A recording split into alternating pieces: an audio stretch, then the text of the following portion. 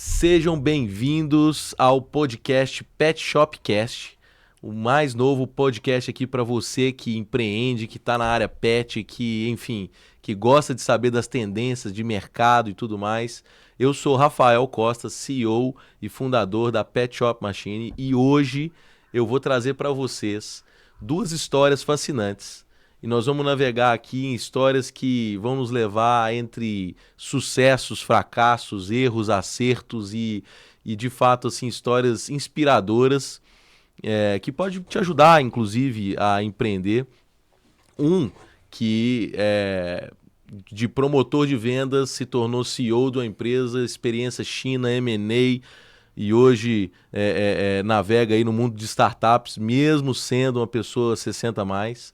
O outro, que também é geração prateada, que veio de caixeiro viajante, que eu não sei nem se você sabe o que é isso, mas o caixeiro viajante, na época onde não tinha emprego no Brasil, ele conseguiu se destacar, criou um negócio multimilionário que foi feito um negócio com o Itaú depois, e se tornou depois um grande empresário, empreendedor, teve com os maiores empresários do país e hoje também startupeiro da geração prateada. Então, olha, sejam muito bem-vindos. Eu quero apresentar para vocês aqui, ó, Alexandre Costa. Opa, muito bom, Rafael. E Márcio Caiô.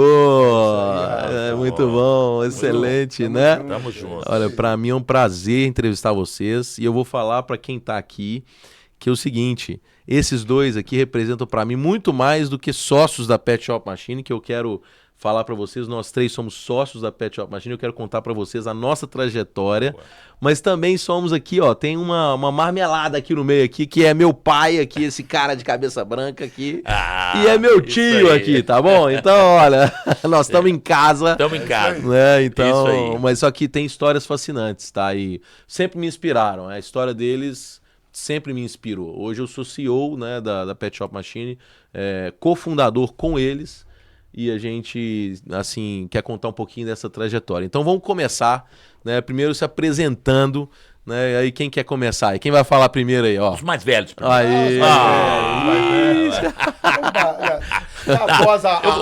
Eu vou ficar com essa tarefa. Vou ficar. Alexandre Costa, muito prazer estar aqui. E, bom, já falou de marmelada. O prazer dobra, né?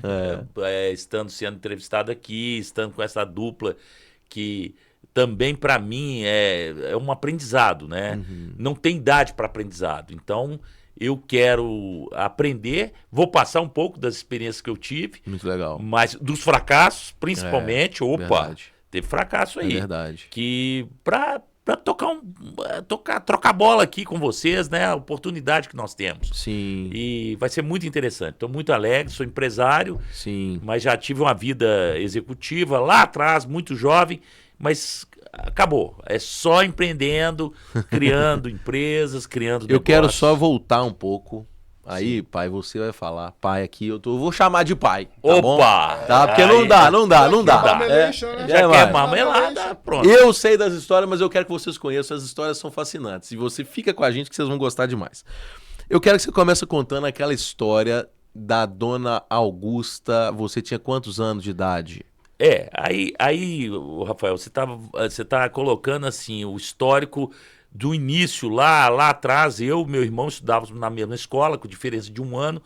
A diferença é o seguinte, eu sou um disléxico, então eu troco as letras, troco tudo. Fala o salsicha. Só não consigo, até hoje. Lagartixa. Não, Ixi, esquece. Nossa. Esquece, o disléxico. Só que não existia esse diagnóstico. Uhum. Esse diagnóstico não existia, então só existia a comparação, né? Então meu pai chegava, seu avô chegava e falava assim, boletim. Rapaz, o boletim, na hora de apresentar o boletim, era um sacrifício. Todo mês apresentar. Meu irmão, um gênio, se tivesse nota 11, ele tirava 11. E eu lutando, lutas bravas para tirar 6,5, 7, né? Para passar. E aí o que acontece? Eles me colocam na professora, ó. Seu nome primeiro, o seu nome. A professora. Não, me colocam na professora número 1. Que é a professora da classe A, porque tinha classe A, B, C, A. Então, Dona Augusta, os melhores alunos. Pra que eu fui lá? Porque meu irmão passou um ano antes. Foi o mestre sala lá, tal, não sei o quê. Você é irmão do Adson? Ser irmão do Adson acabou, já me aterrorizava. Então, vocês veem que eu já comecei assim, tendo obstáculos a enfrentar. E a professora é o seguinte, a professora fazia a chamada para você apresentar o dever de casa, né? Então a professora chegava e falava assim, bom, meu nome, qual que é? Alexandre. Bom, Alexandre, Eu sentava lá no fundo, na turma do fundo, Alexandre, o dever de casa. Professora, assim, ainda não deu tempo. Isso! Eu tinha um colega do lado, que era o Wilson, o Wilson olhava pra mim rindo, e fazendo o dever de casa. Eu falava, rapaz. E a professora, Alexandre, você é irmão do Adson? Eu sou irmão do Adson, mas não deu tempo de eu fazer, tal. Bom, no dia seguinte, Alexandre, não deu tempo, o Wilson lá, olhando pra mim, rindo e fazendo dever de casa. O que a professora fez? Alexandre, vai pro paredão. Levanta. A galera foi pro... Você ficava... Paredão, o que é? O paredão é levantar da última cadeira e ir caminhando lá pra frente e ficar com a cara na parede, no quadro. Quanto tempo? Rapaz, ficar lá, até todo mundo apresentar o dever de casa. E você ficava ali, acabou. Bom, isso, eu falei, humilhação igual. Meu Deus, o que eu faço agora? E os tirando lá, né? O Wilson fazendo o dever de casa lá. O dever de casa. Bom, no dia, acabou concluiu esse dia, eu cheguei para Dona Augusta e falei, Dona Augusta, tá solucionado o meu problema do dever de casa. Eu vou pedir uma oportunidade para a senhora, amanhã, a partir de amanhã, a senhora faz a chamada de trás para frente. A senhora vai ver que vai tudo funcionar, não vai ter problema. Rapaz, aí ela ficou bem chateada. Como assim? A senhora vai ver. Porque Começa do Wilson, chega em mim, a senhora vai ver que vai estar tudo pronto. Feito. Rapaz. E ela, não concordo com isso, tal. Falei, tudo bem. Aí no dia seguinte, chamada Alexandre, o que eu tive que fazer? Restou fazer? Eu levantar e ir pro paredão. Você já levantou e foi direto? Já levantei, já fui direto. Aí, rapaz. Nem respondeu. Eu tava na negociação, ali. Aí a professora galera ficou... da escola, a classe toda levantou. Meu Deus do céu, Alexandre.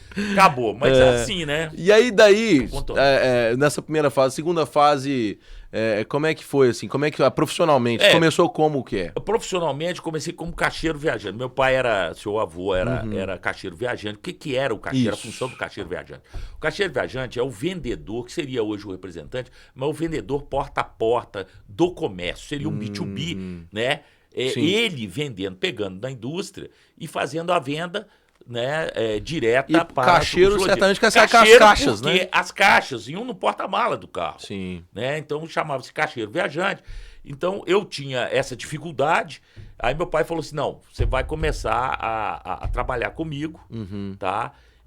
Apesar de eu ir passando, né? Eu fui passando os anos com muita dificuldade. Eu ia passando. Começou a trabalhar cedo. Mas comecei a trabalhar cedo, com 15, 16 anos. Olha que bacana. E assim... Não pode falar que estava dirigindo, hein? 16 anos... Tem isso. Como eu era grande, já era muito grande... Os policiais não paravam. Meu pai falava assim: você já tem responsabilidade, você não precisa mentir. Se o guarda te parar, você fala com ele. Estou trabalhando. Tenho 16, 17 anos, eu estou trabalhando...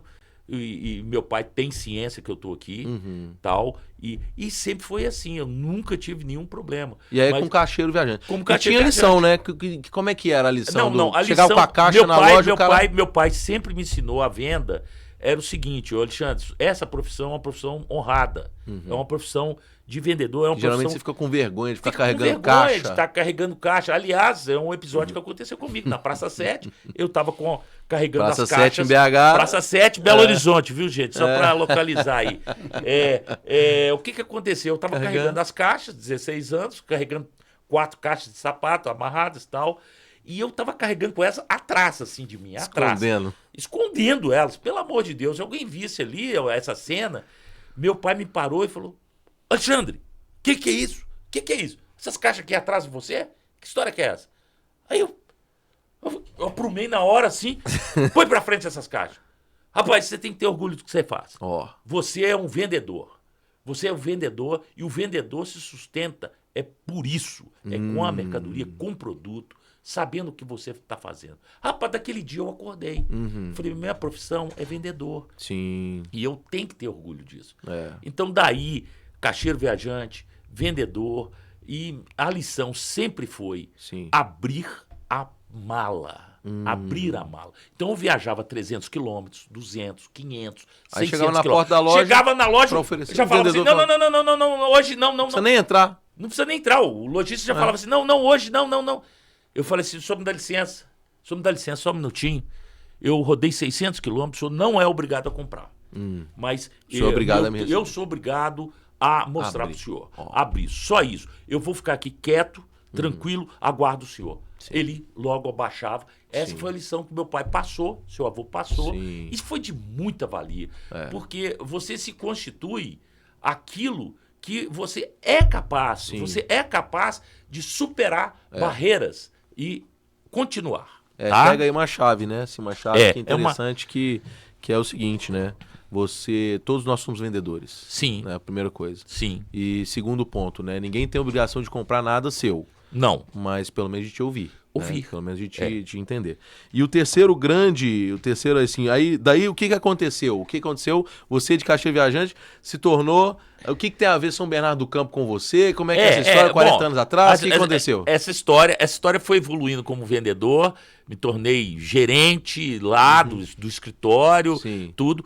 E daí, eu casei Depois cedo. a gente vai aprofundar como é que foi que você entrou, mas só que o que aconteceu? O segundo marco aí? O segundo marco foi eu ter montado, sair do negócio com meu pai e montei uma padaria. Sim. Dessa padaria, eu fui chamado, há um ano, nasceu a sua irmã mais velha, e no nascimento dela, eu já pude tocar no meu primeiro fracasso. Eu já pude dar a mão ao primeiro fracasso. Sim. Tá? Que foi justamente montar uma padaria. Nossa. Montei do zero. Mas daí, o que aconteceu? Montei do zero a padaria e eu falei, opa, isso aí não é para mim. Depois de ter montado 6 meses, não é para mim. Sim. Comecei a mandar currículo. Falei, e agora? O que eu faço? Né? Eu tinha completado a administração na Universidade Federal de Minas Gerais e comecei a mandar currículos e vi um currículo no estado de São Paulo, um currículo muito grande, e não sabia qual que era, me chamando para executivo de vendas. Eu falei, bom, de vendas eu sei, mas apesar de novo, tinha 25 anos. E um belo dia chama no telefone, aqui é da Volkswagen do Brasil. Nós vimos aqui e mandou o currículo. Então quer dizer, a gente pega aqui, como criança, você disléxico lá, dando a moral na professora. Nossa. Depois, como caixeiro viajante, se tornou executivo da Volkswagen, nós vamos entrar sobre isso. E hoje, com geração prateada, tá fazendo o quê? O que você tá fazendo? Rapaz. Resumidamente, porque depois nós vamos aprofundar. Fala o que é hoje. Você tem um espírito o quê? Hoje de startupeiro? Como é que é isso? Rapaz, sou profissional, startupeiro profissional. Isso que me estimula. Eu sou um nexialista por natureza. Eu não Legal, consigo... depois nós vamos falar sobre isso. Nexialista. Um nexialista por natureza. Boa. Isso facilita. E o mundo da startup é onde eu posso compartilhar. Uma coisa que eu nunca tinha aprendido. Aliás, eu aprendi ao contrário. Hoje eu estou tendo uma grande experiência, que é estar nesse mundo de startupeiro. E recomeçando, né? Sempre. Sempre, né? Que aí você vê o seguinte, né? Um ponto só pra gente... Eu quero falar um pouquinho com o meu tio, Márcio aqui também, que tem uma história fantástica. Mas olha só um negócio legal que chama atenção. Sim. Que desde criança, e essa dislexia, diz que os disléxicos, pessoas com alguma disfunção nesse sentido, são geralmente muito criativas. E aí você pega hoje com o seu track record, sempre na inovação, né? E nós vamos entrar mais nisso. Sim. E até hoje inovando. E isso é muito interessante, porque o que se tinha como defeito ou como disfunção, na verdade você tem várias qualidades e forças para serem exploradas, né? Então, quer dizer, não é uma disfunção, isso na verdade é uma característica, né? Então isso é muito bacana.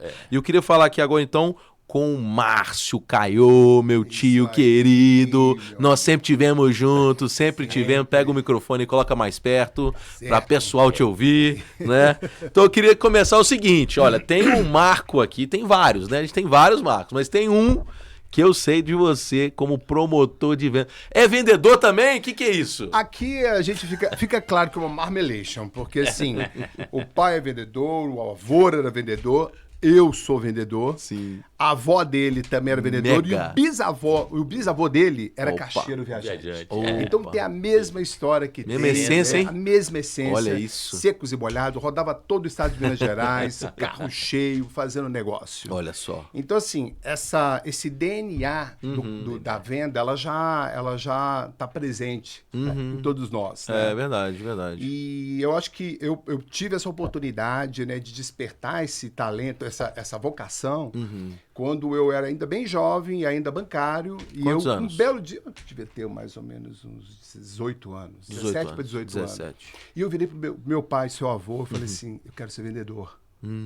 E ele, funcionário público, nossa, como assim? Você trabalha num banco, você tem uma carreira bancária, né? Você começou como contínuo, já estava na ocasião como escriturário e tinha toda, né, uma carreira ascendente. Quando o banco era... Quando o banco trabalhar em banco... Sim, naquela época, eu estou falando de 1986. Olha então, isso. assim, naquela época, realmente trabalhar em banco era a certeza de um futuro garantido, né? Olha só. Era o tempo ia passar, Carreira. e você ia galgando posições, né, Sim. executivas dentro da organização, e era isso que meu pai queria para mim. E um belo dia eu virei para ele e falei assim, eu quero ser vendedor. Nossa! Seu avô, funcionário público carreirista, o quê? Você ficou louco? De jeito nenhum, você vai continuar no banco. E insistiu nessa questão, mas assim, não teve jeito. Tava a o DNA. vocação fala mais alto, tá no DNA. E eu saí, né, do banco, pedi demissão, de uma maneira bem assim, né, peculiar, assim. na época. E comecei minha carreira como promotor de vendas. É mesmo? Eu queria muito, eu tinha um tio que ele viajava o Brasil inteiro. Olha. Ele era executivo de uma multinacional e ele viajava o Brasil inteiro. E eu achava aquilo o máximo, Rafa. Ele de manhã estava no Rio, que era onde ele morava, almoçava em Curitiba e dormia, por exemplo, em Recife. Olha só. Eu achava aquilo o máximo. Eu falei, eu quero ser isso. Que isso. Era a minha inspiração. Sim. Eu falei, eu quero viajar. Eu quero ser isso. Sim. Não sabia ainda como chegar nessa posição, mas eu sabia onde eu queria chegar. E sempre deixei isso muito claro pro seu avô e pro sua avó. E assim eu comecei a minha carreira como promotor de vendas. Mas você vê que interessante você falar disso, né? A inspiração, né? É o que move. Né? Isso aí. Sempre tem que ter um gatilho. Né? E É você isso falando, aí. o gatilho seu era a viagem. Você gosta de viagem, isso mexia com você, né? Demais. Eu achava isso o máximo. À toa, né? Exatamente, viaja, conheceu hoje a quantos países, né? Já A gente vai falar sobre isso. Até China, né? Chega lá. Mas aí, me conta aí, promotor de venda do quê? Vendendo o quê? Naquela época, Rafa, existia dentro de uma corporação, né, a função do promotor de venda, do vendedor, do supervisor, do gerente de vendas, né? O promotor de vendas tinha como a função principal fazer reposição de mercadorias, né, dentro dos hipermercados. Então a gente elegia um grupo de hipermercados onde a gente era responsável pela reposição dessas mercadorias. No caso, eu trabalhava numa divisão que eram produtos pessoais, então eu tinha, né, essa responsabilidade, e isso não é do supermercado, é da fábrica. No caso, a gente era... Né? Será que ainda existe até hoje? Pois é. Eu não sei se existe no formato que eu atuava. Hoje eu vejo muita gente no supermercado com jalecos, né? Mas eu acho que hoje essa função ela tem um espectro um pouco diferenciado. Na minha época, a gente era responsável pelo marketing da loja também. Então, o promotor tinha que ter essa criatividade de criar e despertar dentro do ambiente, né, da loja, né, o interesse do público que ali, né, estivesse transitando para o seu produto. Entendi. Então, a gente tinha essa liberdade de criação. Eu não sei se hoje isso é permitido. E aí você trabalhava no redor da sua casa? Como é que era isso? Então, e como eles tinham, né, por uma questão até de logística, contratar e colocar o funcionário próximo dos hipermercados, eu trabalhava no supermercado que ficava dentro de um shopping muito famoso, lá em BH, de BH também, né? Embora eu já esteja bastante tempo em São Paulo, que era o BH Shopping, e aí ali no Carrefour eu era o responsável. Então, assim, tinha muito acesso, né, a galera, né? A galera que eu convivia. As mocinhas, enfim. E era uma situação extremamente constrangedora, porque eu não era nem jaleco, era um avental mesmo, branco, que eu colocava para poder fazer a reposição das mercadorias. Então, quando eu avistava, né, seja uma mocinha, seja um amigo... Entendeu? Naquela época tinha muita bullying. O bullying corria solto, né? E não tinha... Corria para trás das prateleiras. Eu corria para trás das prateleiras, atrás dos post-mix, enfim. Eu tentava realmente me desvencilhar daquela situação porque eu tinha vergonha, né?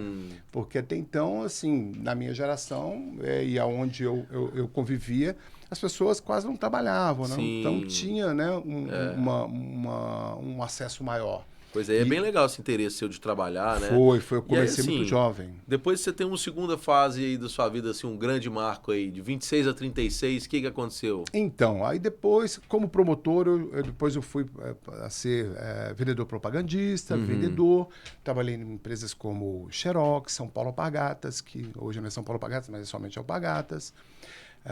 E depois eu vim para São Paulo para trabalhar com um negócio que na época estava realmente chegando no momento certo, que era com a entrada do Código de Defesa do Consumidor, todo produto tinha obrigatoriedade de colocar FAB/VAL. Fabricação e validade. Fabricação e validade. E na época começou a entrar as impressoras de jato de tinta, industriais, né? Que hoje existem várias ramificações, mas no meu caso especificamente era no segmento industrial, onde essa impressora ela é instalada numa linha de produção. Então, por exemplo, você pega uma linha de produção de uma indústria de bebida que produz aquelas latinhas, 120 mil latas por hora. Então, só uma tecnologia dessa era capaz de imprimir, né, embaixo da lata FAB/VAL, lote e hora. E a gente tinha, né, eu tive a sorte de estar entrando nesse mercado nesse momento, né, numa empresa americana. E foi um período muito interessante, que me possibilitou, né, não só fazer carreira, mas participar de processos de M&A, enfim, viajar o mundo inteiro. Então, isso foi extremamente positivo e, né, isso, de certa forma, realizou aquela visão que eu tinha lá atrás de querer um dia viajar bastante. Sim, olha só que legal. E assim, isso acende também um negócio interessante para quem está nos ouvindo aqui, que um vendedor se tornar CEO de uma empresa, né? Então, você, de promotor de vendas a CEO. Então, isso é muito legal, porque hoje, quando a gente pega histórias assim de sucesso, eu tive inclusive com o pessoal da Cheirinho Bom, o Eduardo, o Wilton Bezerra, são pessoas fantásticas, né? Nós também com o Rafa Matos, Joel J, palestras que enriquecem muito. Eles falam assim que hoje qualquer negócio chama-se vendas. Sim, você depende de vendas. Qualquer negócio só depende de uma coisa, vendas. Mexe o ponteiro, né? Mexe o ponteiro. Flávio Augusto fala isso, né? Então, quer dizer, aquilo que mexe o ponteiro. Então, o resto precisa ser ótimo, precisa ser excelente. Mas sem venda não existe empresa, né? Então, vendedor virar CEO, isso é muito legal. E depois, então, que a gente vai entrar, que é a terceira fase, o quê? China, né? Você chegando na China, né? Sim. Isso é bem legal. Eu acho que a gente chega, então, para um ponto aqui, né, que eu queria agora aprofundar com vocês. Né? Eu queria pegar aqui a história de você, pai, você, tio Márcio, aí falando aí, né, olha aqui, eu queria trazer um pouco de como é que foi, pai, o processo de contratação da Volkswagen do Brasil. Quando você entrou, já estou até antecipando aqui que era a Volkswagen, mas montou a padaria para a Volkswagen te contratar. Como é que foi essa... Nunca esperava, né? Eu estava na linha empreendedora, caixeiro viajante, empreendedor, montei uma padaria do zero, está lá até hoje, no centro de Belo Horizonte. Quer dizer, o negócio não foi fracassado, o negócio foi bom. Não, mas não era o meu perfil de negócio. Fala, por que não? Olha, qual que era a situação que você estava? A chance do empreendedor, rapaz, ele virar...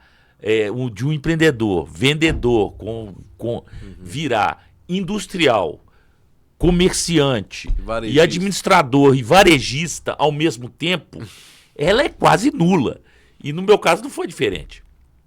A montagem foi excepcional, foi tudo tranquilo, né? Assim, você tem um desenvolvimento, 3, 4 meses para montar. Bom, mas daí a chegar num negócio que começa 5 horas da manhã, termina 11 horas da noite e no meio da madrugada ainda tem o susto. Como é que é o susto?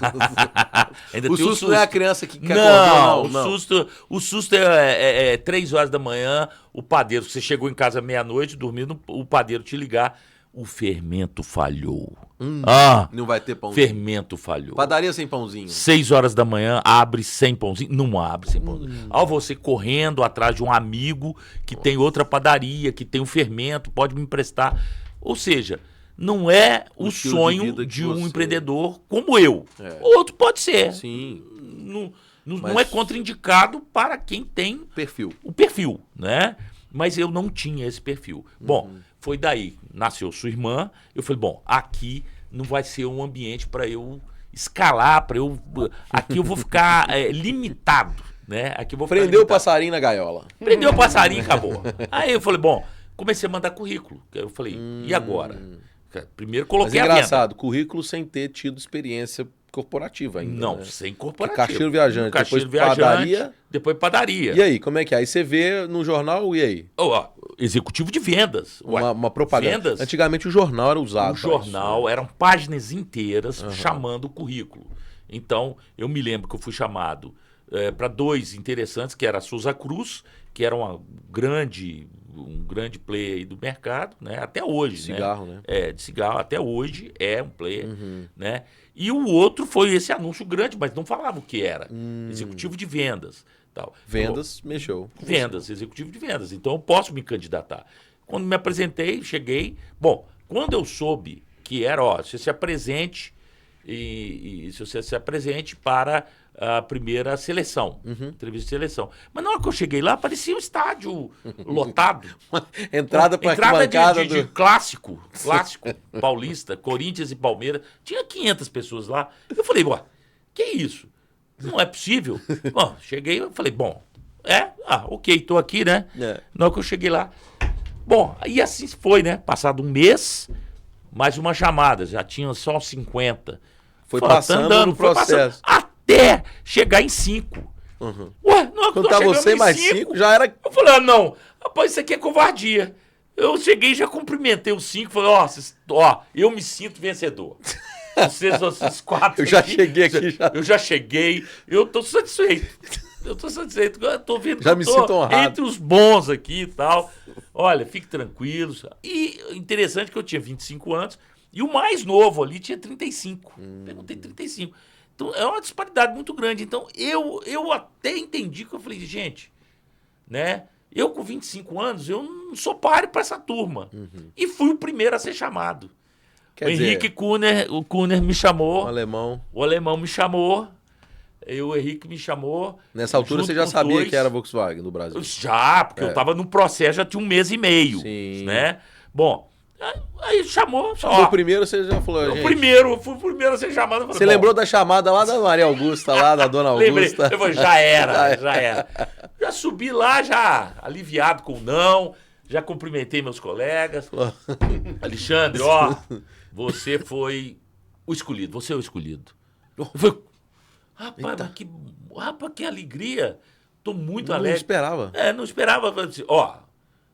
Aí a explicação veio. Alexandre, você é o mais novo. Você já deve ter visto aí. Você tem 25 anos.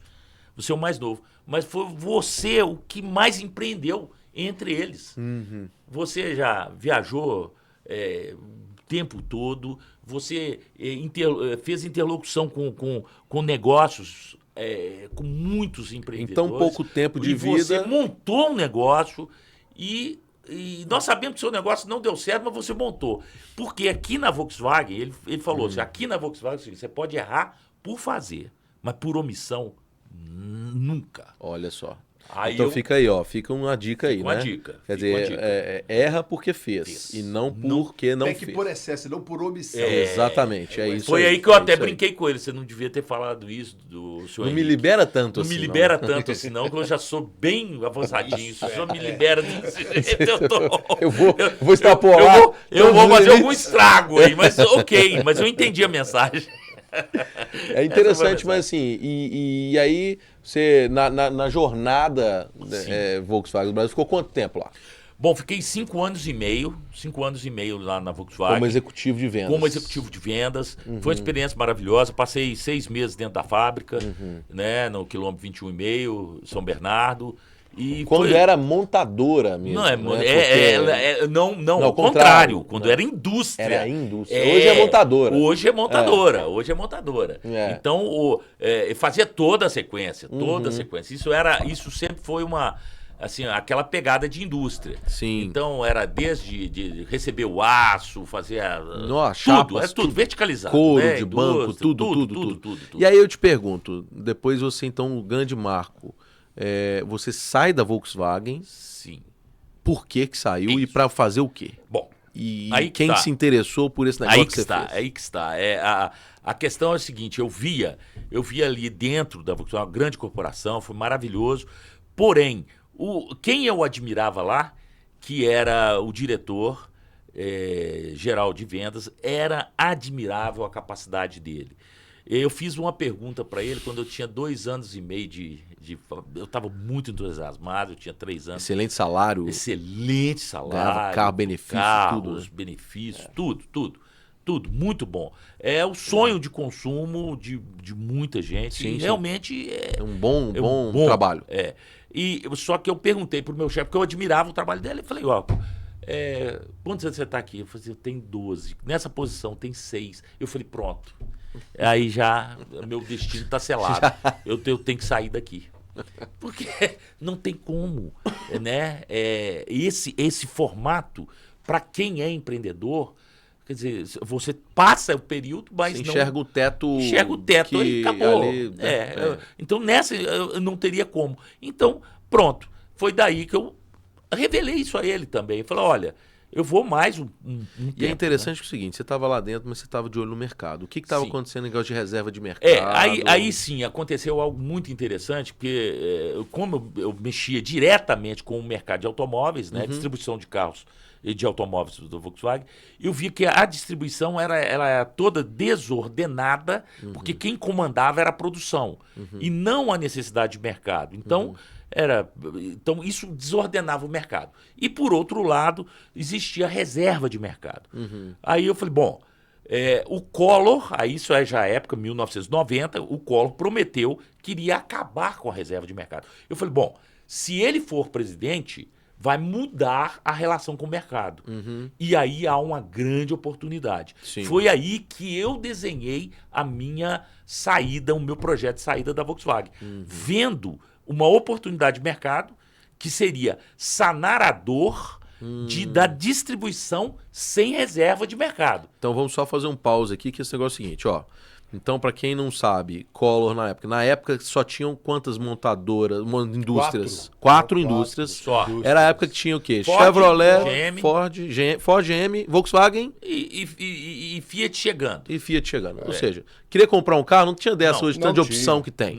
Eram 4. Assim? E aí o Collor chegava com o quê? Quebrando essa reserva, começa a vir carro importado. E a reserva não... também tem a reserva de mercado no sentido do que, na época, o concessionário, né, a concessionária Volkswagen da sua cidade, você só podia comprar carro com ela. Isso. Né? Se você está naquele endereço, só pode comprar naquela concessionária. Isso Gerava, então, essa reserva de mercado que a indústria tinha com por causa do sindicato, por causa de várias regras internas. Da associação deles. Associação deles e tudo mais. Isso. Daí você vê um negócio seguinte, tá dentro da empresa, mas tá enxergando fora. Né? Tá dentro da empresa, mas com a cabeça, que aí entra o intraempreendedorismo, que nós vamos falar bastante sobre isso aqui com o Márcio também, que teve bastante experiência.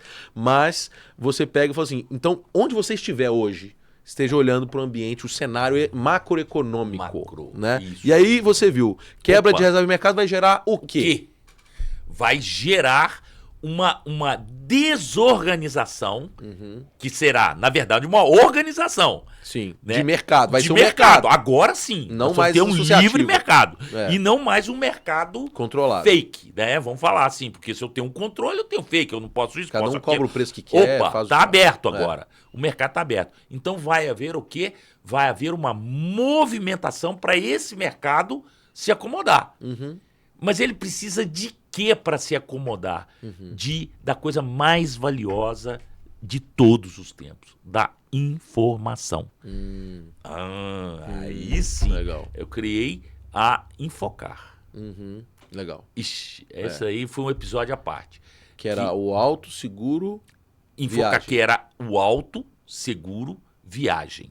24 Esses horas. carros, 24 horas, esses carros que iam ter que ser reordenados à distribuição, eles teriam que transitar, depois de entregue no concessionário, Sim. eles teriam que transitar porque eles foram vendidos já livremente. O que antes não existia, iria passar a existir. Que era o trânsito desses carros. Então, resumindo, trânsito de carro zero. O cara, Opa. eu tô aqui em BH, agora posso comprar um concessionário do Nordeste, me fez o carro zero lá, Mais bem mais barato, Opa. eu posso comprar dele. Ou seja, vai começar um trânsito de carro zero nas estradas. Isso. E esses carros zero, o carro é zero, e ele está sendo transitado. Ele Opa. precisa estar o quê? Segurado. Boa. Como é Aí que você vai criou. eu criei. E aí, quando você criou isso, o que aconteceu? Chamou a atenção de quem? Como é que foi Aí essa história? essa foi uma sequência maravilhosa, porque eu não era corretor Sim, de seguros, sim. mas a visão de mercado, né? Então, dentro dessa visão de mercado, eu vi, visto essa necessidade, essa dor, eu falei, bom, eu tenho que O carro tem que estar eu tenho que segurado conservar naquele perigo, né? agora a integridade de quê? De quem segura. Porque na minha tese original é o seguinte, eu tenho que dar o que o segurador quer.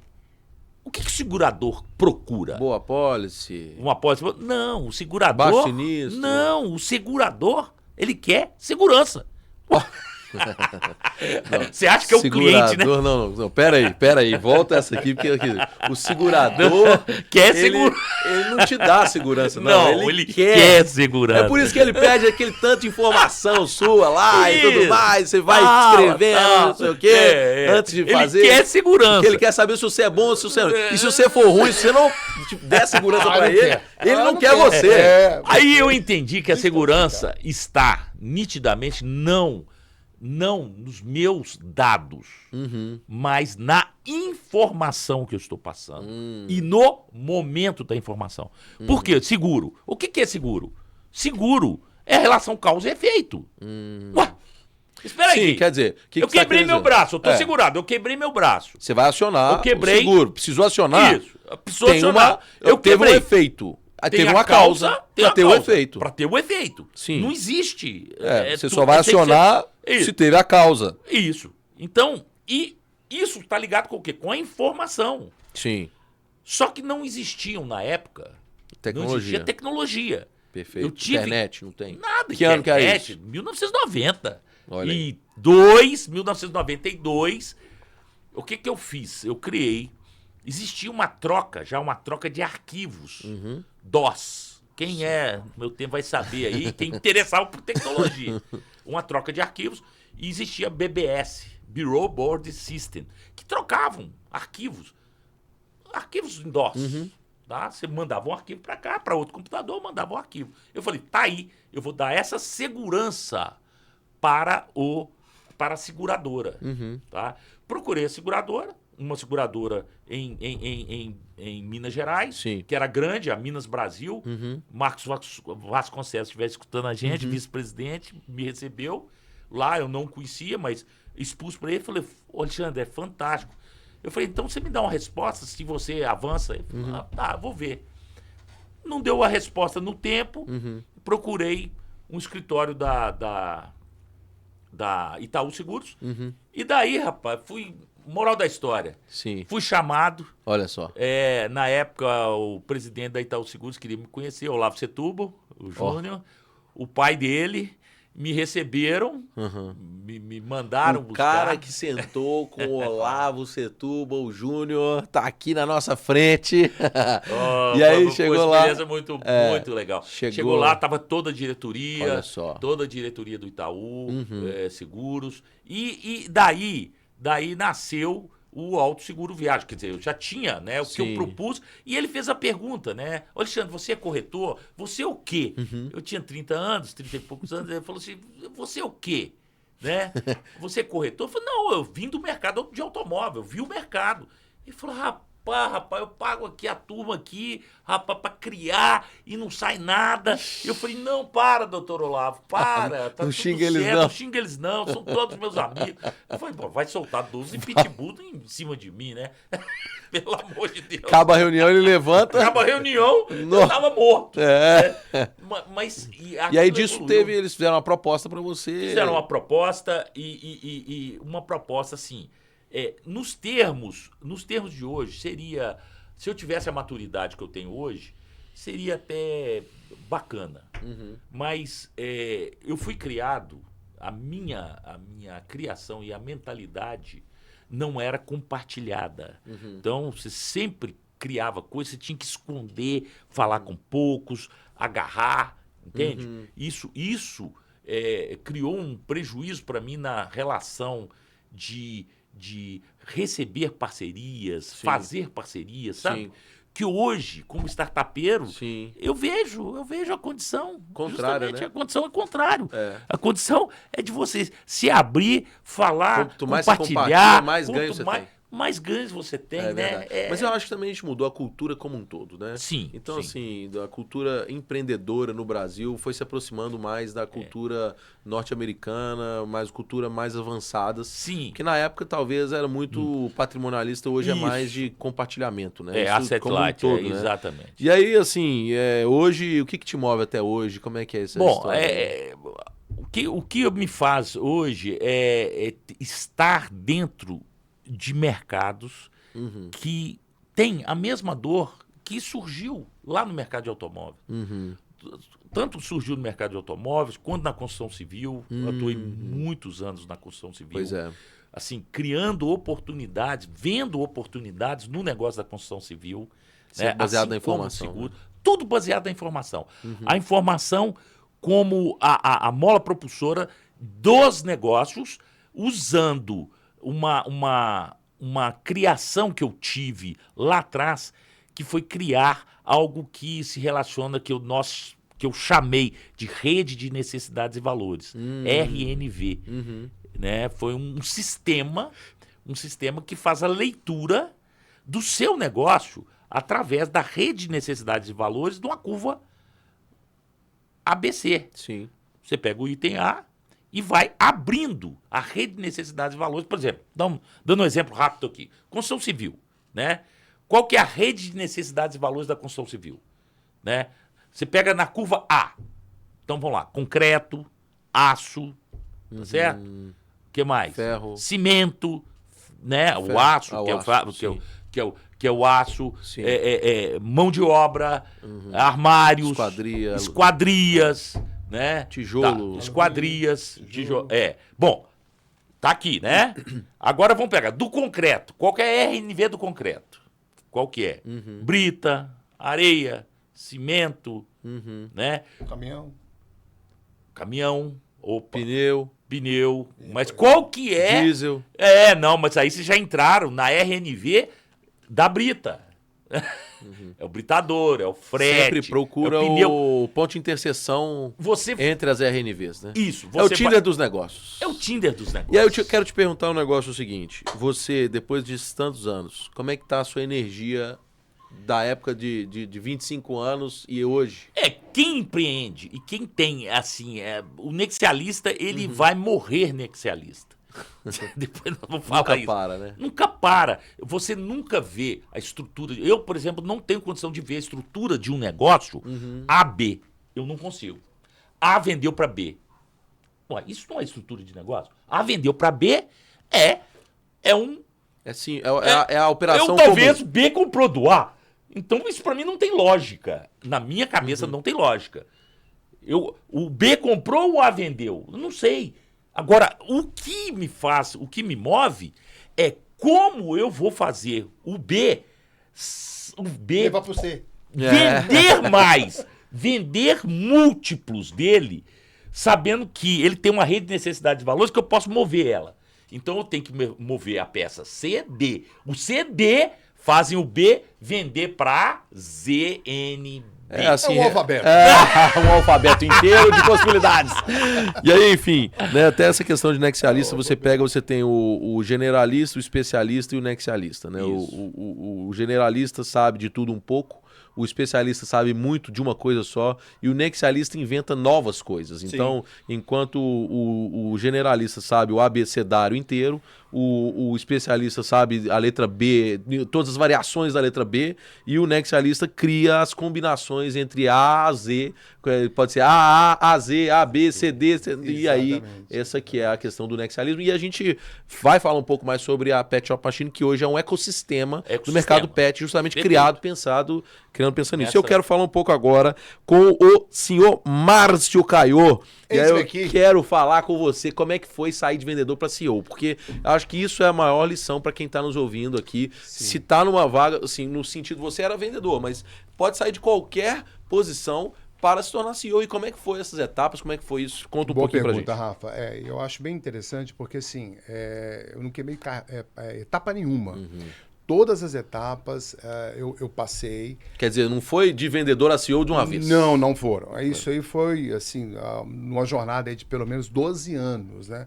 Mas sempre conciliando, né, resultados em vendas com a instrumentação acadêmica. Então, eu sempre tive nessa preocupação. Isso sempre foi valorado também pelas corporações que eu trabalhei, em muitos casos até patrocinado por elas, né? Falar inglês. Falar inglês, falar espanhol, alguma ter coisa um de MBA, francês e alemão. Fazer um MBA. Então, assim, eu pós-graduação em marketing. Então, eu tenho esse preparo acadêmico, eu tenho ele bem consolidado. Mas fora o preparo acadêmico, eu tinha também o quê? Uma veia muito empreendedora. Então, nas organizações, eu enxergava a possibilidade de crescimento, mas desde que este crescimento possibilitasse eu implementar, né, aquilo que eu tinha de ideia. Então, eu sempre fui um colaborador muito agitado, né, muito querendo fazer coisas novas. Então, eu tinha que ter uma liderança que possibilitasse, né, eu implementar essas coisas novas. E sempre foi assim. E esse gatilho de criar coisas novas nas corporações, então, assim, ela foi também me possibilitando crescer verticalmente. Então, eu trazia resultado, eu era inovador, eu apresentava soluções, sempre apresentando soluções, nunca braço curto, eu ia sempre além. Eu entregava mais do que pedia. E era reconhecido por isso. Então, assim... O over-delivery aí, né? Interno, né? Interno. Então, assim, isso foi extremamente importante, né? E acho legal até aproveitar, né, o espaço para poder falar para a galera que está chegando, né? Que hoje existe muito imediatismo, né? Você mal entra numa empresa e você já quer ser CEO. Sim. E não dá. Então, assim, existe toda uma trilha que tem que ser perseguida, né? Que tem que ser buscada. E aí, quando a gente fala de intraempreendedorismo, que é esse empreender dentro da empresa, você encontra certos obstáculos, né? Porque a gente sabe que dentro de uma empresa existem feudos, né? Sim, não é uma coisa fácil. Sim. E aí você empreender dentro, às vezes você encontra. E como é que foi lidar com isso? Então, é um pouco aquilo que o Alexandre colocou também. Quando eu enxergava dentro da corporação que eu não tinha esse espaço, eu saía. Sim. Então, eu percebia logo, né, que eu tinha uma liderança que não me apoiava, talvez por insegurança, aí eu já, né, me locomovia no mercado. Interessante isso, né? Porque você... o medo prende muito, né? Muito. Se você tem a percepção. E aí quando você identifica, porque você identifica fácil nos primeiros momentos. Com certeza. O medo de sair paralisa. O medo paralisa. O medo paralisa. Para tudo. Para tudo. E aí quando a gente fala de empreender, seja o intraempreendedorismo ou o empreender, é a sua atitude de sair da Volkswagen para empreender no mar aberto de um negócio que pode dar certo ou pode não dar certo. É o sair de uma vaga garantida e ficar quietinho ali para uma outra empresa que vai te dar essa porta de empreender, intraempreender e crescer lá dentro. E, Rafa, a zona de conforto sempre me incomodou. Então, assim, até hoje, né, ela ainda me incomodava, né, em virtude da minha última experiência profissional, eu já estava numa zona de conforto que me incomodava. Então, não estava nem bom para mim, nem para a organização, porque quando eu chego nesse estágio, né, é a hora que o relógio biológico bate, né, e não só o biológico, mas também o relógio da vocação empreendedora bate para poder buscar navegar em novos mercados. Então, a minha trajetória não foi só pautada, por exemplo, no segmento farmacêutico, no segmento da indústria de confecção têxtil, no segmento de tecnologia, no segmento de tinta, no segmento de instrumentos musicais. Eu citei apenas aí 5 segmentos que eu trabalhei e que não tem correlação entre eles. Por que isso? Porque eu tinha essa visão, né, de querer fazer mais, de querer modificar, de querer criar, de construir. E aí, que tipo de modelo de negócio que você criou dentro desse mercado que era de tinta, como é que você...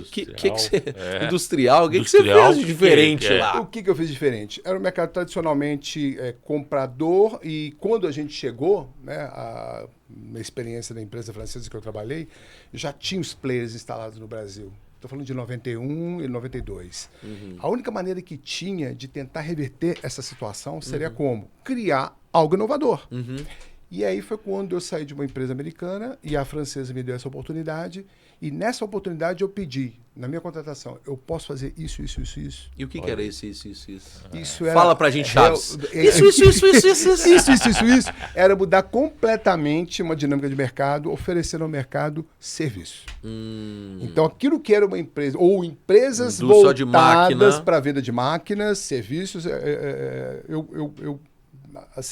eu tive essa visão que foi ela pautada não é a máquina por experiências da Xerox. É a tinta que está atrás da máquina. É o serviço que está. Porque assim, você coloca uma máquina dentro de uma indústria, você coloca a máquina, você precisa do quê? De um técnico para poder instalar, você precisa de quê? De peças de reposição, e você precisa do quê? De tinta. Então o business ele era composto entre máquinas, né? Peças de reposição, mão de obra, porque era a assistência técnica, e a tinta. Eu consegui, na época, juntamente com uma equipe, de bolar, entendeu? Um sistema que na época a gente chamava de print services, serviço de impressão, e não existia, onde o cliente pagava um valor mensal, né? E esse valor mensal cobria exatamente a parte que era do valor da máquina, as peças, a mão de obra, e ele só comprava a parte consumível porque não poderia, num primeiro momento, considerar porque existia oscilação de consumo, né? Taxa de produção. E isso foi inovador. E aí o primeiro contrato que eu fechei dentro desse modelo foi, assim, dentro do grupo, o maior contrato né, realizado, né, dentro da empresa. E nisso na você época, tava... eu estou falando de 1998, 97, de 5 milhões de dólares. 5 milhões de dólares. Ué, se pegar hoje era 30 milhões de reais. Isso para um cliente. Então, assim, esse foi um grande divisor. Já nesta ocasião ainda era vendedor. Mas mega comissão, mas olha, é por isso que destaca, né? Exatamente. Então, criou um modelo de negócio novo dentro da empresa e realizou um mega negócio para a empresa com isso, né? E eu queria, Rafa, ser gerente, né? E hoje existe uma grande situação dentro das organizações, que é você pegar um vendedor, um grande vendedor, e colocar na posição de gerente. Aí você perdeu os dois. Você perde um bom vendedor e ganha um péssimo gerente. Mas assim, como eu queria chegar, eu queria olhar para cima e chegar na posição de CEO, eu sabia que o meu desafio como gestor, como líder, era diferente. Sim. Então eu tinha que entender todas as dores que eu tinha como vendedor e aí sim, né, suprir isso. E eu sempre procurei, Rafa, contratar gente melhor do que eu. Olha só. Sempre. As minhas equipes, eu sempre tive craque. Eu olhava assim e falava, nossa, cara, tu é melhor do que eu. Mas era muito bom, porque assim, era essa visão que eu tinha. Eu não tinha problema em querer contratar gente melhor do que eu. E assim foi, né? E muitos que estiverem nos vendo aqui, eles vão reconhecer como, né, eles tiveram possibilidade de crescer profissionalmente. Porque eu nunca fui um líder que proibia, entendeu? Ou que inibiu, né? Inibiu, né, a criatividade. Sim. Eu sempre fomentei isso dentro dos times que eu trabalhei. Muito legal. Como gestor de equipe de venda, como gestor de operações onde eu tinha um gerente financeiro, eu tinha um gerente de logística, eu tinha um gerente comercial. Enfim, eu sempre pautei, né, a minha liderança de uma maneira compartilhada, que é algo que a gente precisa realmente entender, que o compartilhamento ele é extremamente importante, sobretudo no mundo corporativo. É verdade, lida com pessoas. Você lida com pessoas. É verdade. E aí eu te pergunto o seguinte, e aí quando você tem uma trajetória também super legal que eu queria saber, porque hoje você tem o desconhecido, porque você começa a lidar com multinacional, daí você foi parar em 2011, né, enfim, por N trajetórias e empresas que foi percorrendo, mas você foi parar em 2011 lá na China. Sim. Cara, me fala mais, porque assim, China é um desconhecidaço, né? Então, como é que foi chegar na China, negociar com o chinês, comida chinesa? O que que é China, cara? Fala um pouco aí rápido pra gente. A China foi uma experiência assim que foi muito gratificante e um aprendizado enorme para minha carreira profissional. Eu fui para a China, realmente na época eu trabalhava num grupo que desenvolvia instrumentos musicais. Então a gente ia para a China para poder, né? E não é na China, né? Pequim, Xangai, A China que todo mundo conhece. É a China boa, não. Era a China realmente aquela comunista, Interiorizada. onde eram províncias onde os funcionários, Rafa, moravam dentro da fábrica. O quê? Eles têm, né, dentro das províncias na China, né, esse hábito de contratar os funcionários e estabelecer moradias para eles trabalharem, né, quase que, cara, a vida dos caras é trabalho, trabalho, trabalho. Então, e sem muita regulamentação, né? Naquela época, então, tinha menos ainda. Hoje ainda melhorou bastante, mas ainda naquela época não tinha nenhuma. E a gente ia e explorava esses lugares, né, dentro da China. Então, as experiências, histórias, assim, daquilo porque tudo chega que a lá, gente vai vê. comer o quê? Exatamente. E não é só comer, e a comunicação, porque assim, o chinês não fala inglês. E às vezes a gente dependia de um agente que fazia essa tradução pra gente. E em alguns locais não existia o agente. Então a gente ia, era na mímica mesmo, entendeu? Na mímica? McDonald's, tem McDonald's. A gente tentava, entendeu, encontrar alguma rede internacional, poder, né, encontrar um meio de alimentar. Mas assim, era muito difícil. E a parte da alimentação na China foi um grande desafio. Porque os caras têm um histórico, né, de Mao Tse Tung lá, que faltou comida. Então, e tipo assim, com a população daquele tamanho, Tudo que mexe, Acabou. se come. você tá brincando. Tudo. Mexeu, é para comer. Isso aí, ela tá mexendo, tem vida, vamos comer. Você tá É brincando. proteína. Nossa! Não, e qual que é o bicho mais estranho que mexe que você comeu lá? Eu não posso mencionar, não, mas teve uma passagem bem interessante que a gente foi num restaurante lá. E aí eu vi umas bolinhas assim, eu falei, nossa, isso aqui me remete a almôndega. Que bonito. E almôndega, comecei aquela coisa de pensar que eu tava comendo almôndega. A mente é poderosa mesmo. A mente é um poderosa. poder enorme. Comecei a comer aquilo, Rafa, e assim, e o pior é que eu gostei demais. Ai. Pera aí. O pior é que eu gostei, assim, demais, aquelas almôndegas. E aí eu pedia mais e pedia mais. Não quis saber o que eu tava comendo, porque normalmente é assim na China. Não Come. pergunte. Eles falam, come. Depois você me pergunta o que você está comendo. E aí, ao final desse dia, eu perguntei pro chinês o que era aquelas bolinhas. Aquela almôndega lá. Almôndega lá. E aí foi quando ele virou e falou assim, você comeu 12 bolas de rinoceronte. Testículo. Você tá de Ah. brincadeira. Meu Deus do céu. 12. Perdeu a amizade. Eu falei assim, você não é mais meu amigo, cara. Não vou mais comprar nada com você. E outra coisa interessante, assim, é muito hábito lá da China, é quando você vai visitar as fábricas, né? Lá tem o Laoban. O Laoban o Laoban em chinês é o chefe. É o É o Big grande Boss. chefe. É o Big Boss. E existe todo um ritual. Então você vai chegar para poder falar com o Laoban. E quando que você fala com o Laoban? Quando você tá Chega comprando... de cara e vai pro Eu Laoban? era comprador, então Tá. eu estava Mas fazendo negócios ali altas com eles. cifras. Altas cifras. Então, e mesmo que eu não fizesse negócio nenhum, o primeiro Tinha um ritual. contato com um chinês, né, dessa natureza, né, um Laoban, você tem todo um ritual de chegada. Então, você chega no escritório dele, ele tem uma mesa que é o tamanho dessa mesa que tem aqui, e ela é escamoteável, ela se transforma numa mesa de chá. E aí, rapaz, ele chega, ele transforma aquela mesa numa mesa de chá, Tá. e começa a preparar o chá chinês e todo o ritual do preparo do chá, para tomar o chá com ele. Às vezes ele fala inglês, às vezes ele fala que não fala inglês, mas Geralmente fala. muitas pessoas, né, que eles convidam. Normalmente não, é uma coisa mais intimista, intimista? assim. Normalmente, no nosso caso, nós éramos os clientes, e uma secretária ou outro, um tradutor. Tá. Né? Era uma coisa mais intimista. E aí aquela mesa virava uma mesa de chá.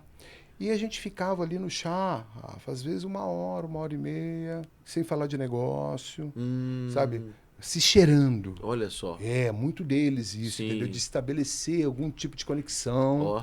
para depois começar a falar de negócio, visitar a fábrica. E aí tinha a questão do que eles gostam de beber. Exato. Pouco, né? Então, todo esse retorno. Então, você Isso não comeu ainda? Não. Tinha o primeiro momento, era o chá. Tá. Depois você saía para visitar a fábrica, depois voltava, aí tinha reunião de negócio, que a coisa se estendia até o final da tarde. E o chinês, ele janta por volta de 5, 6 horas da tarde. E aí tinha os jantares. Tá. Que eram organizados, né? E normalmente no restaurante chinês, né? Diferentemente aqui do Brasil, nesses restaurantes são como quartos, né? São alas separadas, onde você tem ali toda uma privacidade. Mesa redonda, onde senta o Laoban, mais os clientes, mais alguns funcionários que ele entende seriam estratégicos, relevantes. relevantes. E aí começa a bebida, né? E como é que é o negócio da bebida? Parece que ele convida, ele te... Exatamente. Ele sai da mesa Cada um dele. tem que falar alguma coisa? Não, ele sai da mesa dele e aí ele escolhe normalmente alguém para começar o ritual da bebida. Então ele sai da mesa dele, pega o copinho dele, vai até você e faz o brinde. O brinde, né? Tá. Faz o brinde com a pessoa. E essa brincadeira ela começa a acontecer. Essa brincadeira começa a acontecer e a magia também, porque os caras ficam começa a ficar tonto. tontos pra caramba, eles ficam tontos muito rapidamente, é uma coisa interessante, né? O oriental, Mas também muito álcool, né, nessas bebidas. Muito álcool. Não comeu ainda. Não comeu E você ainda. não ficava tonto, não? Tá Não, comprando? Rafa, eu sou malaco, eu fingi que eu bebia, às vezes eu pegava um copinho pequenininho, virava, me escondia na mesa para não ser o próximo, entendeu? Eu dava um jeito para poder, né, me esquivar dessa situação. Porque a coisa realmente estendia e eles vão e assim, eles ficam realmente magoados quando você não degusta, né, da culinária deles, sim. o que pra gente é extremamente constrangedor, mas você tem que comer.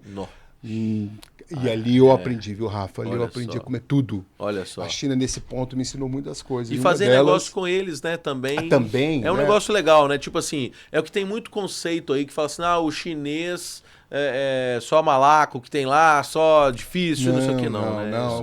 Eu assim, minha experiência, tanto nessa empresa de instrumento musical quanto na outra empresa alemã, que eu também tive a oportunidade de ir na China e fazer negócio, excelente. Olha só. Sensacional. O chinês entrega aquilo que você determina que você queira, entendeu? Bacana. Eles fazem. Aqui normalmente tem essa visão um pouco deturpada de produto chinês sem qualidade, porque depende do que você está querendo comprar. Ele vai te entregar exatamente o que você está... Se não especificou, vai ter problema. Buscando, Aí existe diferença de preço, existe também diferença de fábrica, de província, que trabalha com um pouco mais de regulamentação. Aí é a sua escolha ali de e o que cuidado, você quer. né, que você vai ter que ter, né, na contratação, porque qualquer um tá feito a isso, né? Você chegar aqui numa fábrica, você tem fábrica de todo tipo. Então, lá é a mesma coisa. Então você vê o seguinte, olha, a gente começa a construir aqui uma história da Pet Shop Machine, que é o seguinte, um nexialista que ajudou a gente a construir um ecossistema pet, até um executivo e um executor excepcional com experiência China, que nos ajuda hoje com experiência de importação, que é muito importante para Pet Shop Machine, né? Sim. E assim, o que eu quero dizer para você, te perguntar também assim, por que você não quis mais ficar no mundo corporativo? Fala pra gente resumidamente, esse espírito empreendedor aí, falou mais alto? Esse espírito empreendedor falou mais alto, ele sempre falou alto em todas as empresas que eu trabalhei, né?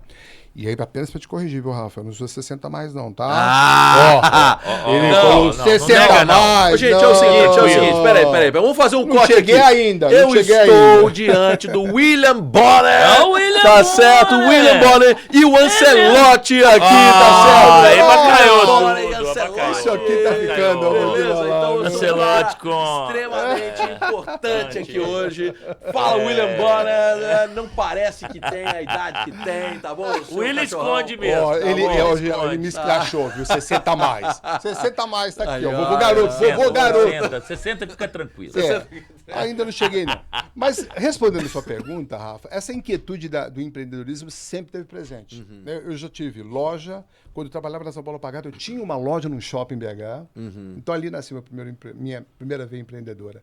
Depois, eu tive um restaurante. Né? Teve um momento dentro da minha trajetória profissional de vendedora CEO que eu abandonei o mundo corporativo para poder investir num negócio na área de alimentação. A gente vai falar sobre isso aí. Que a gente vai falar sobre isso. Próxima etapa. E agora, o meu último desafio, depois de várias coisas que eu criei, mas eu senti que a empresa estava passando por um processo de transformação e que eu não tinha um horizonte de criar. Sim, legal. E eu vi que meu ciclo tinha se encerrado. Que legal. E aí eu falei, não, agora eu vou sair. E de sorte que, quando eu tinha tomado essa decisão da saída, eis que eu recebo um telefone desses dois camaradinhos aqui. É isso aí. Nós estamos pensando num negócio e pensamos em você, tio Márcio. A gente vai falar daqui a pouco. Vamos falar sobre isso, Muito né? bom. E aí tá hoje aí empreendendo, né? E aí eu acho que essa é a referência fantástica de toda a trajetória, começar do zero de novo. Sim. Né? Isso é muito legal. Muito. Isso é muito bacana, porque vocês poderiam estar pensando em aposentar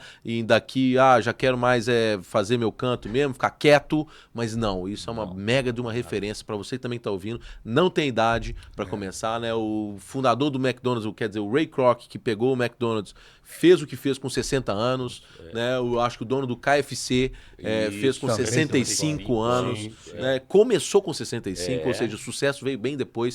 Então, assim, eu acho que essa é uma mega inspiração. E aí a gente entra para a terceira sessão aqui do podcast Pet Shop Cast. Né? E aí nós vamos falar sobre algo que muitas vezes as pessoas ocultam, né? Que são os erros e os fracassos.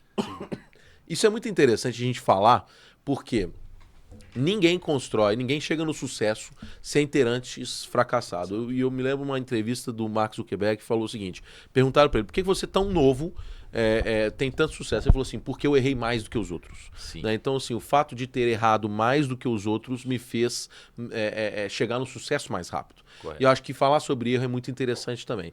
E aí eu queria, assim, então, trazer aqui para você, pai, fala aí um pouco do que na trajetória que você... Na minha trajetória, eu me recordo muito bem, quando mais novo, foi ter saído da situação de vendedor, de gerente, do escritório, de representação excepcional, para montagem de um negócio próprio, que seria a padaria. Uhum. Então, esse negócio, na época, o Brasil passava por uma situação terrível, né? 1980 e 1981, né? O Brasil não, o mundo, né? Uhum. Passava por petróleo, crise de petróleo, sem dinheiro, moratória, enfim.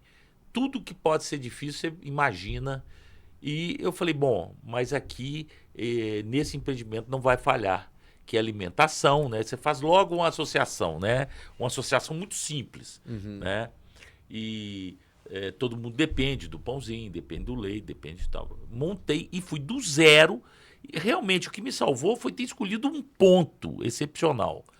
Mas daí a ter construído tudo, feito, e na hora de operacionalizar, realmente não tinha fit comigo, com a minha personalidade. Ou seja, era um negócio em que a operação me deixava distante dos seus anseios. Dos meus anseios, da minha habilidade.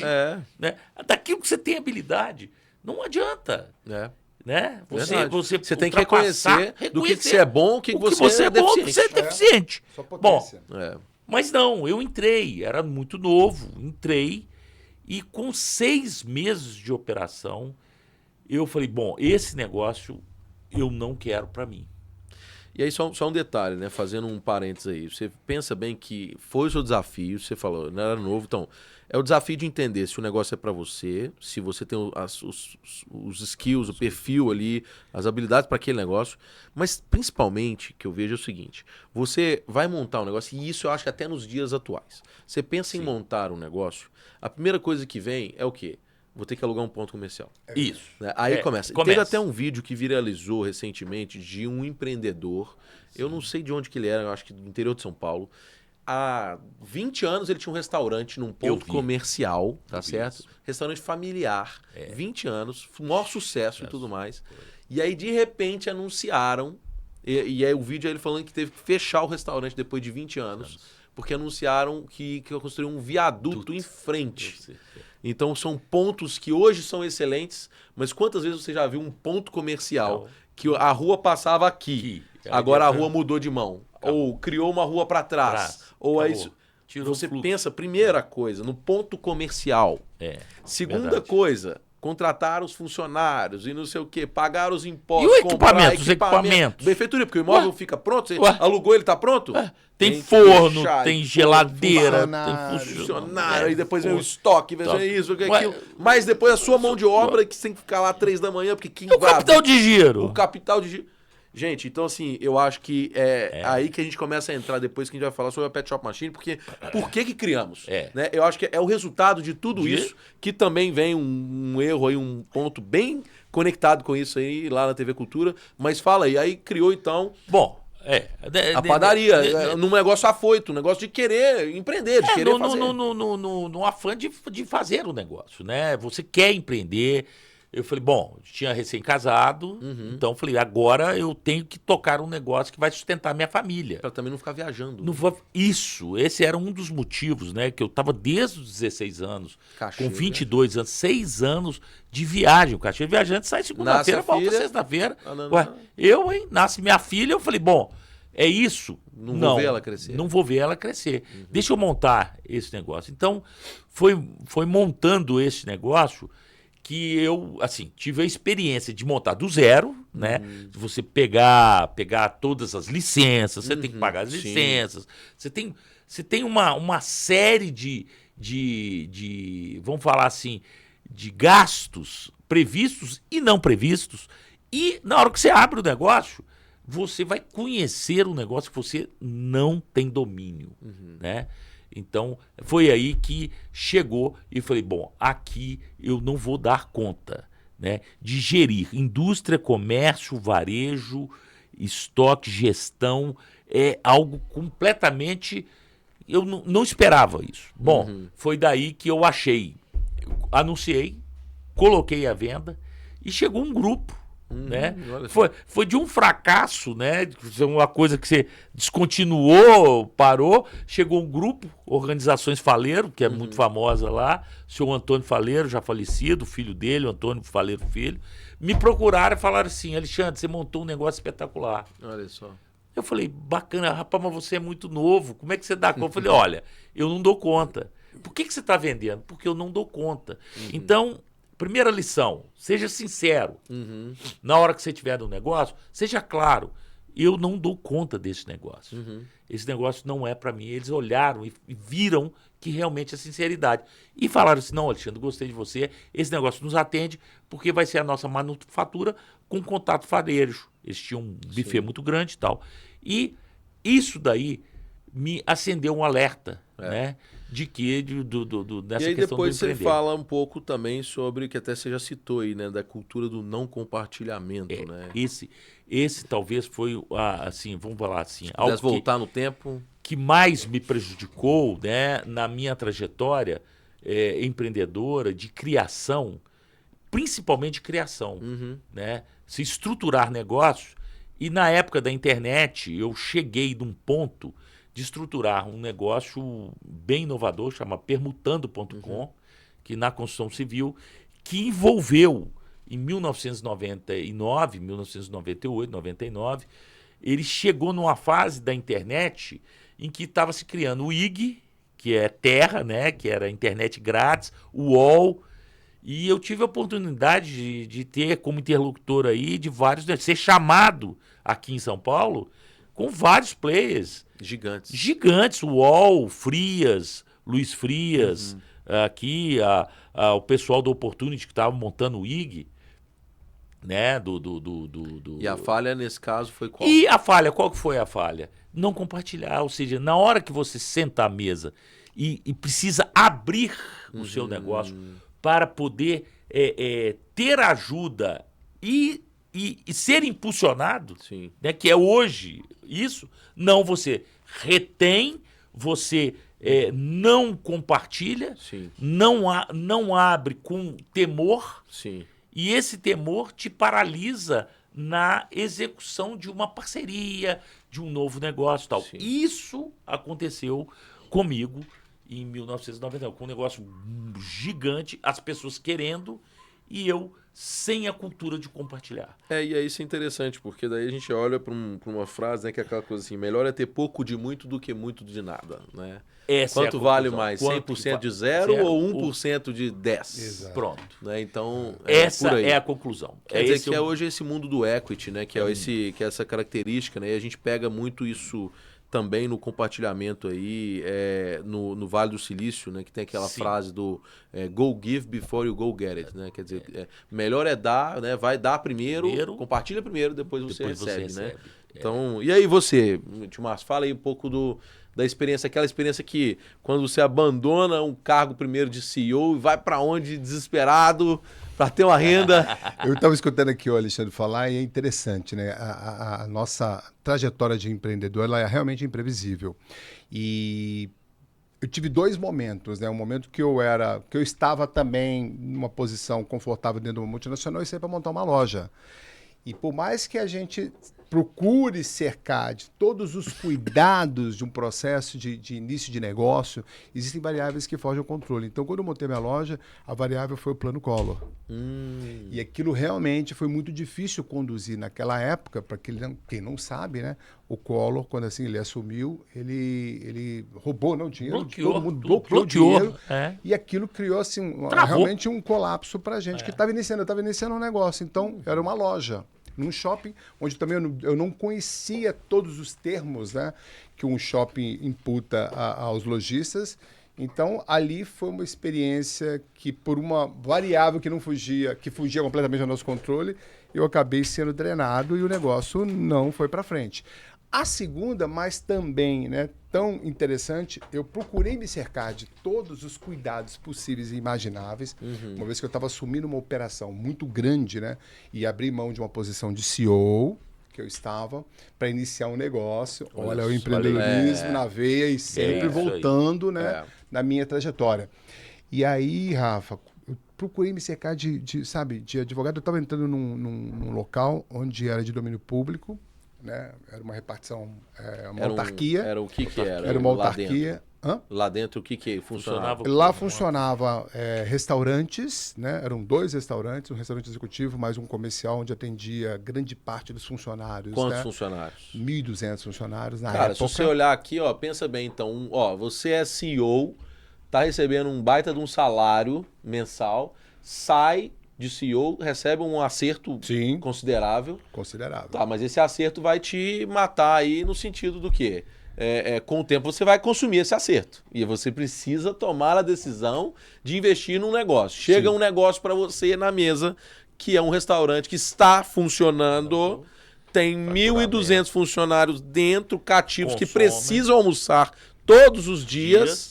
Assim, com um faturamento recorrente. Recorrente. Meu Deus, o negócio parece interessante.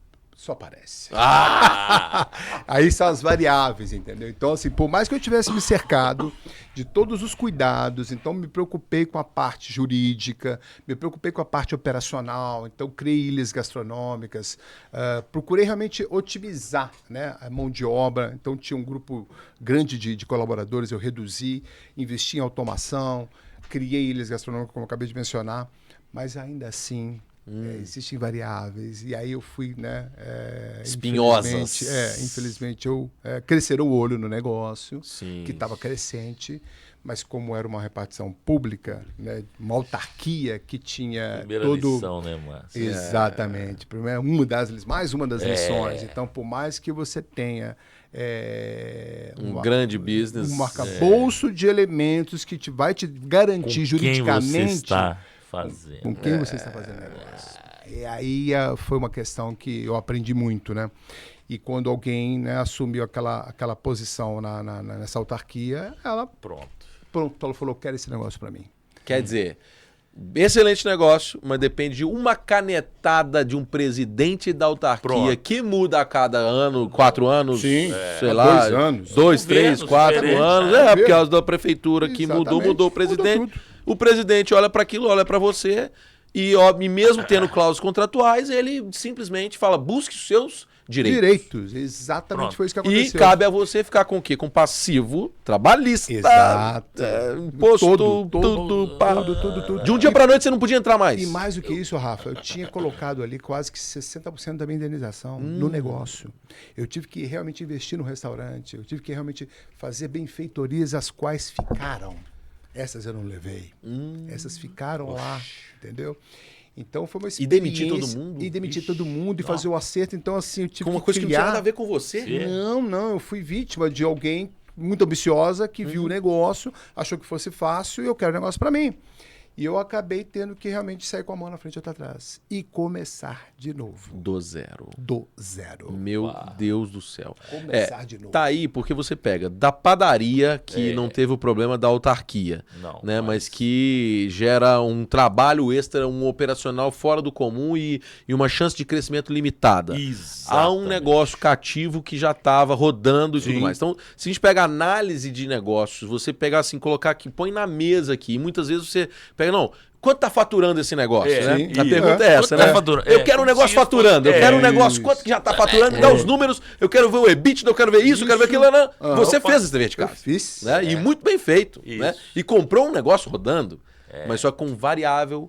E aí entra esse ponto, né? Que eu acho que assim, a gente quando fala de Pet Shop Machine e que depois vamos falar pessoal, enfim, vamos né, aprofundar um pouco mais. Mas assim, a gente fala de uma experiência que tem a ver com isso. Né, tem a ver com liberdade, tem a ver com independência. Apesar de você ter um negócio, você empreender, você pode fazer outras coisas, mas eu digo, você pode mudar o ponto. Essa questão das benfeitorias. Você pôs 60% da indenização em benfeitorias num local onde você não podia entrar depois. E equipamentos? E os equipamentos. Né? E E o os payback funcionários, e o payback. Né? Sumiu, virou pó. Né? E aí com quem que você vai reclamar? Né? E, enfim, Busque os seus direitos. Busque os seus Só direitos. tem E o no pay, Brasil... não tem o back. Só tem o pay, não tem o back. Só pay. É isso mesmo. Né? E aí, assim, eu queria entrar agora na fase final aqui do nosso podcast, né? Como é que a gente chegou aqui? Como é que vocês chegaram no mercado pet? Como é que a gente criou a Pet Shop Machine, né? Que aí eu me incluo também. Não, mas aí nós vamos ter que entrevistar agora. Agora Nós vamos ter que devolver. Agora a pergunta vai ter que ficar. Nós que vamos. Agora vai Rafael, mudar. me conta, nos conte. Como que você criou a Pet Shop Machine? Porque ela nasceu, tudo bem, nós temos experiência, mas ela nasceu de você. Sim. Nós sabemos. Nasceu diretamente de você. E conta um pouco pra gente. Como é que foi? Olha, de entrevistador a entrevistado. Isso aí. Agora sim. Vale isso, produção. Vale isso. A produção já liberou. Olha, é interessante porque vocês dois sempre foram inspiração pra mim, né? E aí isso aqui é interessante porque como pai, como tio, e nós sempre andamos juntos. E aí tem uma história aí, enfim, que vem longa data, porque esse cara aqui era vela do outro, porque ficava no namorado, e aí depois ficaram sempre juntos. E aí nós crescemos, sempre viajamos, sempre curtimos juntos, né? E aí contar a história de vocês tem a ver com contar a minha, porque a minha história foi vendo tudo isso acontecer. É verdade. E entendendo que o caminho era empreender, o caminho era vender, empreender, inovar. E aí que a gente começa a história, que começa o seguinte, eu tenho 37 anos, mas comecei também com 17, né? Trabalhando com meu pai, mas sempre inovando, sempre pensando fora da caixa, sempre sendo estimulado a isso, né? E eu acho que isso fez muito bem para mim. Não ter medo de inovar, não ter medo de arriscar, não ter medo. Então é quase que eu fui criado com um senso de, cara, vai, né? E não peque por fazer, quer dizer, não por... Tem que por excesso e não por omissão. É exatamente isso, né, que eu aprendi muito bem. Fazer. Exatamente. Não Você por fez, omissão. exatamente. E aí criamos, né, comecei no mercado imobiliário, e daí dentro do mercado imobiliário sempre inovando, né? Sempre inovando no atendimento, mas depois aprendendo sempre nessa questão. Tem até uma inspiração, um negócio que você falou, né? O que te inspirava no parente lá que viajava. E o que me inspirava para trabalhar com meu pai foi que meu pai sempre trocava de carro. Eu sempre fui apaixonado com carro. Eu sempre fui apaixonado com carro. E aí ele chegava com os carros, chegava com BM, ele me levava. E esse é um ponto, né, que estimula muito. Napoleão Hill fala sobre isso, né? Quando quando ele fala sobre quem pensa enriquece, né? Tudo começa com o pensamento, começa com a mentalização, começa com você se apropriar daquilo. Então ele até brinca, o que você gostaria de ter? Você gostaria de ter um carro, uma BMW, sei lá, um mega carro? Isso impulsiona, né? Vai lá, senta. Você não tem o dinheiro ainda para comprar, mas vai na concessionária, senta no carro, faz um test drive, se apropria daquilo. E isso que eu fui estimulado. Meu pai, que a gente fazia? Chegava sábado, a gente jogava tênis, fazia isso, fazia natação, não sei o quê. Depois, o que a gente fazia? Vamos fazer test drive nos carros. E mesmo não tendo na ocasião dinheiro para comprar, fazia o test drive. E aí, para mim, aquilo era um test drive? Na Volks? Não, na Audi, BMW, Mercedes. As concessionárias já conheciam ele quando chegava já. E aí isso era ótimo, eu sempre junto, isso sempre me estimulando. Isso me estimulou a ter uma mente empreendedora e de não desistir, né? E esse aqui é o ponto, né? E aí, enfim, chegamos a criar vários negócios inovadores no mercado imobiliário, em corporação. E aí criei também uma empresa chamada HTS, criamos um software de gestão, de compliance, risco, governança. Que era uma startup, né? Uma startup, justamente. Atendemos as maiores empresas do país. Né? Fomos atendendo e multinacionais. Experiência sensacional, foi muito bom, muito aprendizado. E aí eu comecei a aprender que uma boa empresa precisa de se libertar de alguns itens, né? E precisa entender outros, né? Então precisa ser um mercado pujante, um mercado crescente, um mercado aberto também, um mercado que comporta muita coisa. Então, o mercado de compliance, governança, risco, era um mercado nichado. Apesar de ser um excelente mercado, um grande mercado, mas nichado. Quem entende disso? Quem fala sobre isso? Né? Então, é muito técnico. Né? E a própria empresa de software, uma empresa de software, quem nunca teve, puxa vida, você depende dos engenheiros de software, você depende de profissionais altamente especializados. Que na hora você é dono, você é fundador, você teve a ideia, você criou a ideia toda, mas você não consegue ter acesso ao código. No meu caso, como nunca fui programador, não tem acesso ao código. Então, você também está sempre refém de um profissional especialista. Né? E aí você mesmo com mentalidade nexialista de criar novas conexões... Você não consegue acompanhar, porque eu dependo da mão de obra especialista. Então, o negócio precisa ser um mercado pujante, crescente, que não pode ser nichado, um negócio que não dependa de mão de obra especializada. E eu já estou falando disso, de erros que cometemos. Isso que eu ia pontuar. São erros que geraram a Pet Shop Machine, né? E depois, pet sempre teve na nossa vida, né? O pet, inclusive desde o namoro... Lá atrás, né? Como é que chamava? O polaco. O polaco. Eu lembro dele. Eu tenho um carinho especial. E demais. Ele ficava no seu pé, né? Mordendo o seu calcanhar. Ele ciumento. Então havia uma disputa ali da atenção da princesa. E assim, o amor pelo pet, né? Sempre tivemos pet em casa, sempre tivemos que passear com pet, cachorro, a Lindinha, a Fifi, que deram depois... Eu me lembro um dia... O Jack, nossa, maravilhoso. Depois tivemos o labrador lá, era o Johnson, né? Era o Jack e tinha o Jack Johnson. E o Johnson, Pra destruíam a casa, acabavam com tudo. Rapaz, só experiência maravilhosa. Sempre tendo experiência com comprar ração e tapete higiênico. Cuidado, né? Enfim, petisco, aquela coisa, enfim. Sempre vendo. E até recentemente, né? Recentemente aconteceu o caso, né? O caso com a Pri, minha esposa, tem 3 filhas. E sempre a gente nessa época de gravidez e filho pequeno era difícil, a gente não tinha pet ainda, mas quando veio as meninas cresceram um pouco, todas gateiras. Eu sempre tive cachorro. E aí a esposa, a Pri, gateira. Né? A família de gatos e tudo mais. Aí eu tive que ficar acostumado com a ideia. Você imagina se eu mando alguma coisa lá em casa. Eu mais 3 mulheres. Você não é louco. Tem juízo. Né? Exatamente. Então o que elas falaram? Queremos gato, né? E aí a gente trouxe o Bianco, que tem uma história super legal também. A gente adotou ele. Ele foi achado na rua. Um gato assim, lindo, maravilhoso. Mas ele foi achado na rua, não tinha dono, foi abandonado. E a gente começou a cuidar dele. Assim, foi muito legal a história. Manso. Mas assim, olha, não é por nada, mas é um gato com espírito de cachorro. Porque eu digo assim, né? Aquela coisa, uma vez falaram pra mim, que o cachorro, pro cachorro você é o Deus dele. Quando você chega, ele te late. Então, ele tá louco pra você chegar, né? E o gato gato, ele é o seu Deus. Né? Então, quer dizer, você que venha, eu não vou te olhar se você chegou ou não chegou, não tô nem aí. E ele não, ele é um gato totalmente diferente, respeitando os que são, né, o felino ali, que é o gato, mas ele não, ele vem, ele gosta de carinho, ele gosta de tal. Então, daí aí num dia simplesmente faltou a areia, né, do gato, acabou. Como é que ele faz a necessidade dele? Eu estava longe de casa, chegando do trabalho, enfim. O que eu faço? Daí, que horas que era isso? 10 da noite. O que eu preciso fazer, né? E aí, quando vem, surgiu nesse meio todo de erros e acertos, de empreendedorismo, de coisas, de situações. Falando assim, o que nós vamos criar agora? Que negócio que nós vamos fazer agora? Puxa vida, eu tô sentindo na minha pele aqui, né? Então eu tô sentindo que cadê a areia? Eu tive que sair, rodar quilômetros, né? A gente teve um fato aí recente aqui em São Paulo que uma tutora foi sequestrada dentro de uma grande rede, né?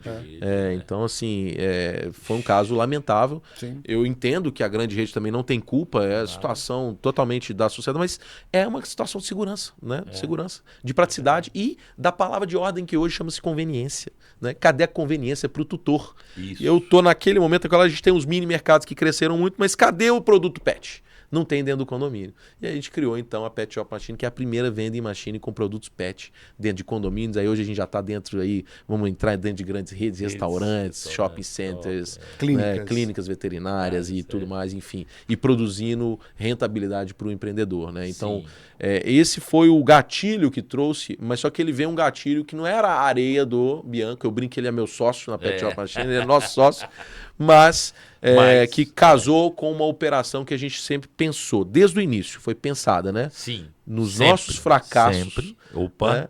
E nos nossos acertos. Como acertar um negócio escalável, mercado pujante, sem mão de obra, sem funcionários, sem custo fixo, sem pagamento de aluguel e com alta rentabilidade. Então, e que você explica em 3 segundos. Exatamente. Né? E, quer dizer, esse é o resultado aí, o meu histórico resumido. Tem muita coisa para falar, mas só que eu acho que é super legal, né? Bom. Então, assim, eu queria agradecer vocês, né? Assim, maravilhoso, foi um bate-papo. Acho que é enriquecedor para você que está nos acompanhando. Né? Não desistir, nunca desista, né? Tem um caminho para você, sempre tem uma chance, né? Você pode se reinventar, não interessa se você está hoje dentro de uma grande empresa, se você já esteve, se você está aposentado, é mulher, é homem, não é, enfim, quer empreender, né? A gente segue aqui o canal, a gente vai falar muito sobre isso, porque aqui é empreendedorismo na veia, mas mexendo com o que a gente mais ama, que são os nossos pets, né? E aí a gente também vai falar para vocês. Então, é isso, manda uma pergunta para a gente, né? O que vocês quiserem saber para os próximos episódios. Isso. Também se conecte com a gente aí nos links abaixo, né? Nós temos o nosso blog, temos o Instagram, aqui o canal do YouTube, temos o LinkedIn, né? Temos as nossas páginas. Se você se interessa pelo nosso negócio também, tem um QR Code aí na tela, então você pode escanear. Então fica com a gente e vamos juntos mudar a história, né? Nosso slogan é Pet Shop Machine. Nós instalamos, ela vende, você lucra. É isso aí. Valeu, galera. Muito bom. Valeu, galera. Muito obrigado. Obrigado. Um abraço.